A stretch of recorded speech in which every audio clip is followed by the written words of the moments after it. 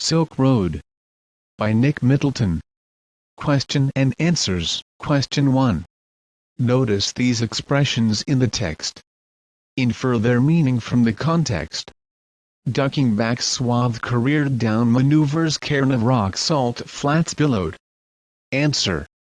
Ducking back, quickly going inside and then coming out maneuvers, military exercises involving a large number of soldiers, ships, etc. billowed, filled with the air and swelled out swathe, literally a long strip of land of something. Contextually, a land stretched with snow. Cairn of rocks, a pile of stones that mark a special place such as the top of a mountain or a place where somebody is buried careered down, descending the slope. Salt flats, thatched roofed houses covered with snow. Question 2. Give reasons for the following statements. 1. The article has been titled Silk Road. Answer. The title of the article has been named on the historic Silk Road or routes. The network connected the Afro-Eurasian landmass. It established trade of Chinese silk, spices, teas and porcelain, Indian textiles, precious stones and pepper, and the Roman Empire's gold, silver, fine glassware, wine, carpets and jewels. The road was named Silk Road largely because of the silk trade with China. In the chapter the author travels to Mount Kailash, exploring the Himalayan belt in Tibet. Since the author explored this region, the chapter is titled as Silk Road. 2. Tibetan mastiffs were popular in China's imperial courts. Answer. Tibetan mastiffs were popular in China's imperial courts as hunting dogs. They were brought along the Silk Road in ancient times as tribute from Tibet. They were huge black dogs used as watchdogs. They explode into action like bullets. They are furious and fearless. 3. The author's experience at Hor was in stark contrast to earlier accounts of the place. Answer. Hor was a grim, miserable place. The dust and rocks were scattered everywhere in abundance. There was little vegetation. The place seemed unfortunate and dejected, though it sat on the shore of the lake Manasaravar. The author was flabbergasted to realize the contrast in his experience to that of the earlier read accounts. A Japanese monk, Akari Kawaguchi, who had arrived there in 1990, was so moved by the sanctity of the lake that he burst into tears. The hallowed waters had a similar effect on Sven Hedin, a Swede who was not prone to sentimental outbursts. However, for the author, when he reached Hor, first he had to get 2 punctures mended. The only relaxation was the tea served by a Chinese youth in the only cafe in the town, which was constructed from badly painted concrete and had 3 broken windows. The good view of the lake through one of them helped to compensate, however. 4. The author was disappointed with Darkin. Answer. The author was disappointed with Darkin. The high altitude was giving him health problems. He had a bad cold and was not able to sleep at night. Since he was one of the early arrivals there weren't any pilgrims coming to the place. The place was dusty, partially derelict and punctuated by heaps of rubble and refuse. 5. The author thought that his positive thinking strategy worked well after all. Answer. The author was disappointed with Darkin. He also complained of bad health. Sidan had left for Lhasa. He was feeling rather lonely with no pilgrims around. It was then he met Norbu, a Tibetan who too wanted to visit Kailash. They would be a good team as both of them were academicians who had escaped from the library. The author started thinking positively and it gave him some delight and a new enthusiasm. Question 3. Briefly comment on 1. The purpose of the author's journey to Mount Kailash. Answer. Nick Middleton is an Oxford professor as well as an adventurer. He follows the most difficult terrain through the Silk Road and reaches Mount Kailash.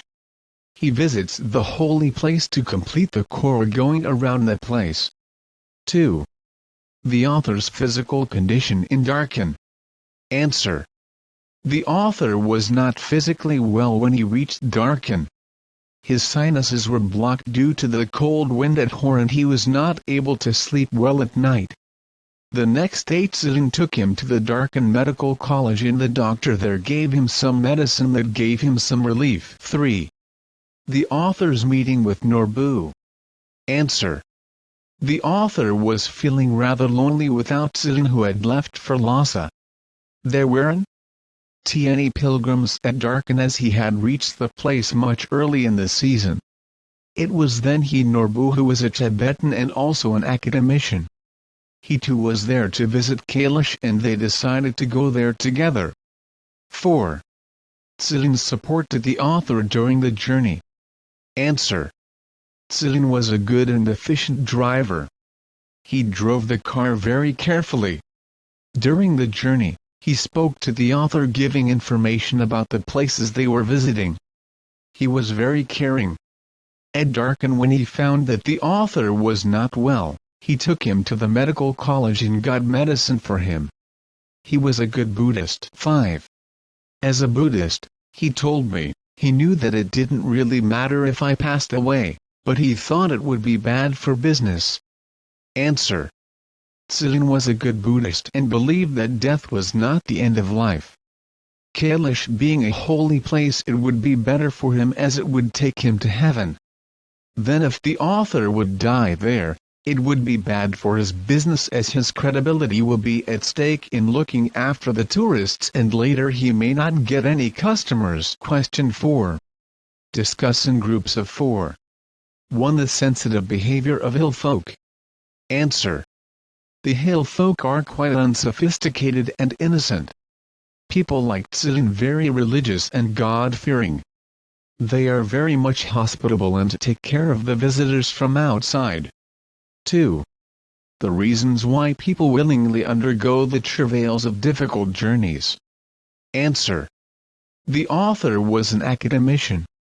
Hence, he undertook the journey for the purpose of education. For him it was a learning experience. Secondly, people undertake such journeys because of the spirit of adventure. The areas covered by the author are some of the most difficult terrains in the world. The third can be a religious reason. People visit places like Mount Kailash as part of their pilgrimage. 3. The accounts of exotic places and legends and the reality. Answer. There are many accounts of exotic places and legends and the reality. Places like Mount Kailash, Manassarovar occupy a prominent place in legends.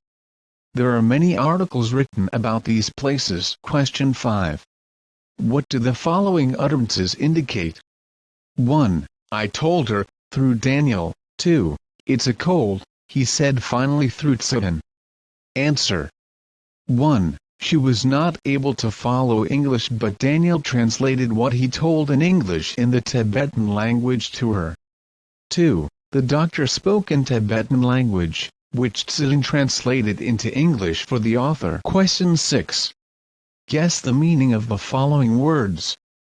Korah, Drachba, Kyung. In which language are these words found? Answer. Korah, walk all the way round, circumambulate Droka, shepherd. Kyung, it is a wild Tibetan ass. These words are found in Tibetan language. Question 7. Explain the use of the adjectives in the following phrases. 1. Shaggy monsters. 2. Brackish lakes. 3. Rickety table. 4. Hairpin bend. 5. Rudimentary general stores. Answer. 1. Shaggy monsters, hairy, unkempt. 2. Brackish lakes, salty. 3. Rickety table, wobbly, shaky. 4. Hairpin bend, very sharp bend. 5. Rudimentary general stores, elementary. If you like the video, don't forget to press the like button and subscribe the channel for more videos. Thank you.